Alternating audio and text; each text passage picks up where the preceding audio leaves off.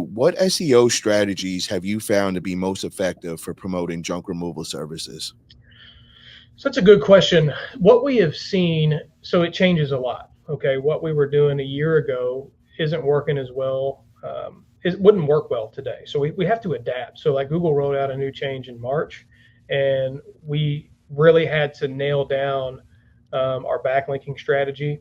Um, and oh, I didn't even really dive into what a backlink is. So let me explain that. And you may already know, and this may sound elementary, but I just want to, make sure everybody understands who's listening.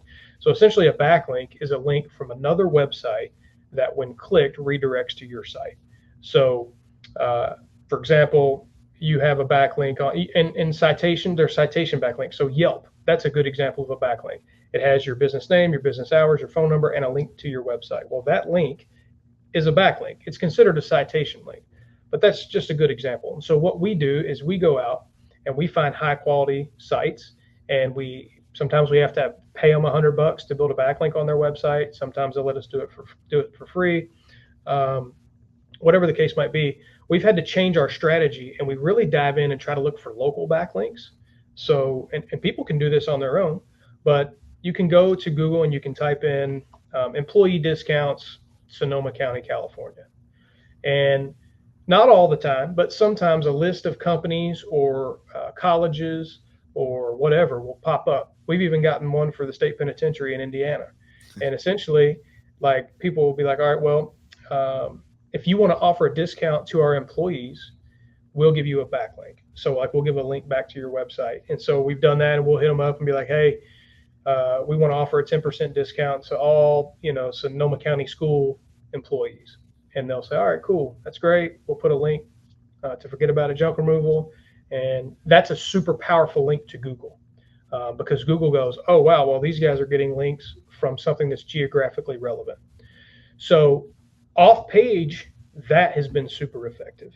On page, which may be more in the hands of like a business owner, uh, good quality content. So what I mean by that is, you can use ChatGPT or some kind of AI tool to give you the framework for the content that you want on the site, but it really needs to be human. So like, you can use that, and then you need to make sure that really you're just using it for framework and you're going in and writing that content yourself. Um, that's one thing. And on the homepage, you need to have about 1,500 to 2,500 words of content. Now, a lot of people are like, dude, that's too many words. Here's the deal. Your website's a tool. The tool can only get utilized if it's in front of enough people for them to actually use the tool. One of the ways to do that is to make sure that it has enough content. You can break this content up by putting a lot of call to actions, like call us buttons, forms, really nice, clear pictures that are organic, so pictures that you have taken. Um, that kind of thing, mixed with the high quality, geographically relevant backlinks, is what we are seeing today to be the most effective strategy. Now, still takes time, but um, those two things are really what I think are working the best in this particular moment. How many backlinks should you have on your website? Like, what's an average? There's really no particular set number. I would say out of the back, so we really want to look at like we could call it a URDR ratio. So if you pull up Ahrefs, you could type in a website, and I could do this. We do free website audits all the time where we kind of break it down and show people. But there's a URDR ratio here, and I'll try to explain this without it sounding too techy. You'll have your number of backlinks. Let's just say you've got 50 backlinks. All right, just to make it easy to understand. You'll have this URDR ratio on the left-hand side. That's like a credibility ratio in the eyes of Google. So the closer that the two numbers in the URDR ratio are, the closer they're together, the more high quality backlinks your site has as it relates to the quantity of backlinks to that site. So it's kind of like a ratio. It's not like a perfect number. 1-to-1 is the perfect ratio. So if you've got, say, a 2DR and a 2UR, that's great. If you can get it within 60 to 70%, still indicates that you have a pretty high number of high quality backlinks. So 2 years ago, I would say you need 500 to 1,000 backlinks, and most of them need to be quality. Today, you can outrank guys. If you've got 100 high quality backlinks, you can outrank guys with 500 crap backlinks. So there's really, when we look at sites, it's not necessarily the number that we look. Now, if I go to a guy who's been paying an SEO agency uh, for 6 months and he's only got 5 backlinks, that's a problem. If he's got 30, 40 backlinks, if they're high quality, that's fine, because they've had to go out and pay money to acquire those backlinks for this guy. So there's really no set number, but it's more about the quality. How do you find out like when Google what they're looking for? Because you just said that like in the last year, everything's changed for Google. How do you get those updates? Like, is there a site or something that people could look up to find out like what they're looking for? Yeah, so Google will announce it. Google typically will send out a newsletter or some kind of announcement that, hey, we're making an algorithm change. They've done it in the past and not given an update until afterward, and people's sites started like tanking off the first page, and everybody was freaking out. Agencies were freaking out, and then they're like, oh yeah, by the way, we made an update. But Google themselves will roll. So like they did one in March 24. That was their most recent, and they all the time they kind of say the same things.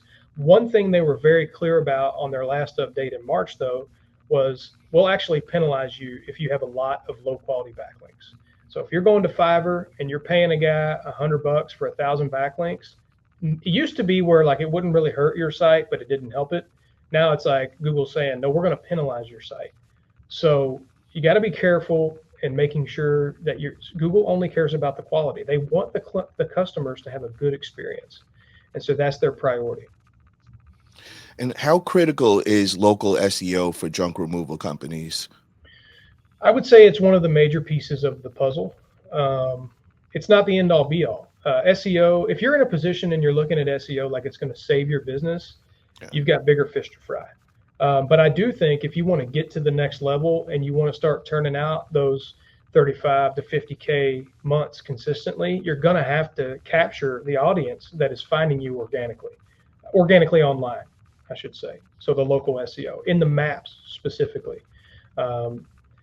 90% of internet searches start with a search engine search, right? So like if people are looking for a service and they're going to go online, before they go to social media, they're going to go to a search engine to look for that service. And Google currently captures, I think, about 85%. It used to be well over 90, but about 85% of all organic searches online. And so, there's Google, Bing, DuckDuckGo. There's a lot of them now. They all kind of ranking websites for one kind of works for the others. But I think it's extremely important. I mean, it works really well for our business. Brian, for example, just off his Google business profile last month, brought in about 60 calls, about 60 leads.